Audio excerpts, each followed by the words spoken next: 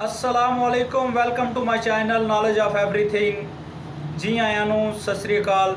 आज हम बात करने जा रहे हैं एक ऐसे टॉपिक पे जिसका पेशेंट पाकिस्तान में 2 करोड़ से ज़्यादा है। आप सुनकर हैरान होंगे, लेकिन ये बात सच है। बात हो रही है डायबिटीज़ के बारे में।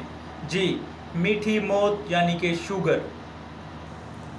तो जो लोग इस चैनल पर नए हैं वो चैनल को सब्सक्राइब कीजिए और बेल के आइकन को दबा दीजिए ताकि नई आने वाली इंफॉर्मेटिव वीडियोस आप तक पहुंच सकें। तो आज हम बात कर रहे हैं शुगर क्या है।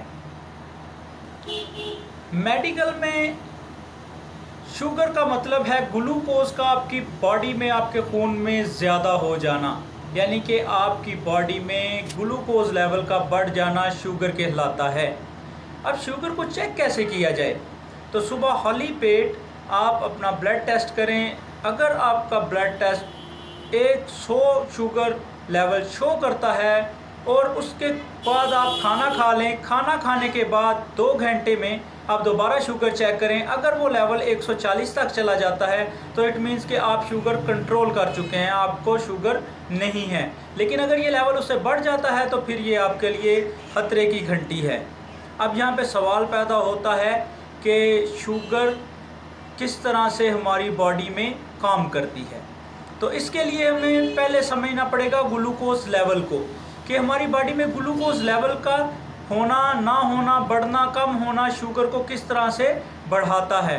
तो हम लोग जो खुराक खाते हैं, जो हम खुराक लेते हैं, वो हमारे कार्बोहाइड्रेट्स होते हैं और कार्बोहाइड्रेट्स का बॉडी में ग्लूकोज का लेवल बढ़ाने में बहुत बड़ा अमल दखल है।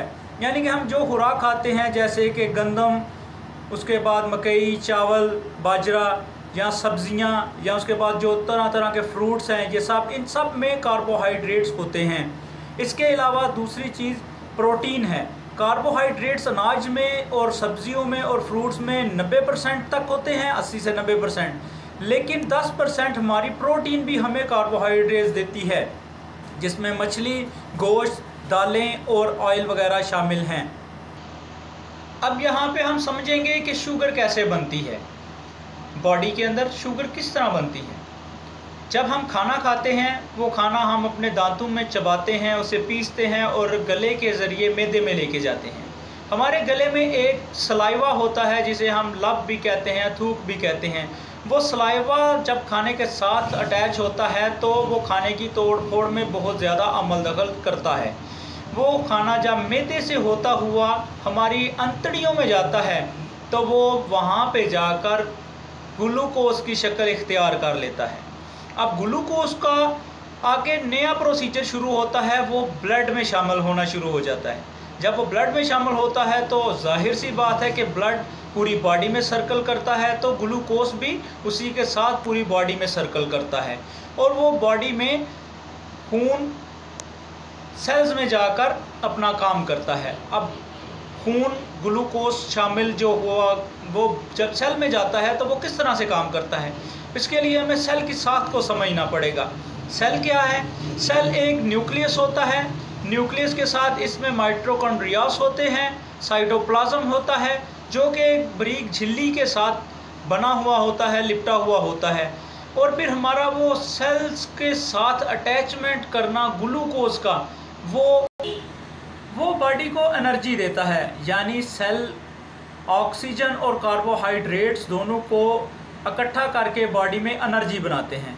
लेकिन सेल के अंदर ग्लूकोज का जाना, उसके दरमियान एक और अमल होता है जो अमल करवाती है इंसुलिन। अब ये इंसुलिन क्या है? इंसुलिन हमारे मैदे के पिछली साइड पे एक ऑर्गन है जिसे पैंक्रियाज कहते हैं, यानी लबलबा, जो हमारी पूरी बॉडी को इंसुलिन प्रोवाइड करता है। ये पैंक्रियाज जब काम करता है तो पूरी बॉडी को इंसुलिन देता है और वो इंसुलिन जाके सेल के साथ अटैच हो जाती है और फिर जो ग्लूकोज वाला खून, यानी कि खून और ग्लूकोज मिला हुआ जब वो सेल के पास आते हैं तो इंसुलिन उन्हें सेल में डाइजेस्ट होने के लिए मदद करती है। अब यहाँ पे एक और सवाल आता है कि भाई इंसुलिन अगर ना हो तो क्या हो? जी हाँ, जब हम हाईली डिप्रेशन का शिकार रहते हैं, बहुत ज़्यादा मीठा इस्तेमाल करते हैं, बहुत ज़्यादा ड्रग एडिक्ट हो जाते हैं, तो हमारा पैंक्रियाज यानी लबलबा काम करना बंद कर देता है, क्योंकि हम इनडायरेक्टली अपनी बॉडी को इंसुलिन शुगर दे रहे हैं, तो इंसुलिन काम करना बंद कर देती है। अब यहाँ पे एक प्रॉब्लम क्रिएट होती है जो कि बहुत ही ख़तरनाक होती है, वो ये कि हमारा जो सेल्स का डाइजेस्टिव सिस्टम है वो बहुत लेट हो जाता है।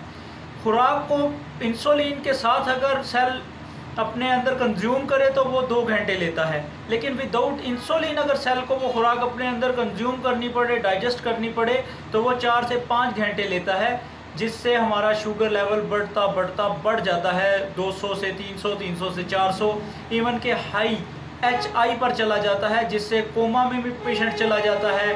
कई दफ़ा उनके जो है वो मौत वाक़या हो जाती है। इसलिए ये बहुत ही ख़तरनाक बीमारी है। और ये एक और मसला क्रिएट करती है शुगर हमारी बॉडी में, जिसे हम माइक्रो एंजियोपैथी का नाम देते हैं। जी, माइक्रो एंजियोपैथी का मतलब, माइक्रो का मतलब छोटे और एंजियोपैथी का मतलब होता है हुलिये, ट्यूब नुमा हुलिये। तो जब शुगर का लेवल बढ़ता है और आपको इसके बारे में इल्म नहीं होता, तो ये आपके छोटे हुलिये यानी कि आँखों के सेल्स, आपके गुर्दे के सेल्स, आपके जिगर के सेल्स, इन पे इफ़ेक्ट करती है। जैसा कि सुनने में कई दफ़ा आता है कि जी वो शुगर के मरीज़ को नज़र नहीं आता, उसका हाथ काटना पड़ गया, उसका पाँव काटना पड़ गया, तो वो ये छोटे ट्यूब्स को जो है ना डैमेज कर देती है, जिसकी वजह से फिर ये नुकसानात देखने को आते हैं।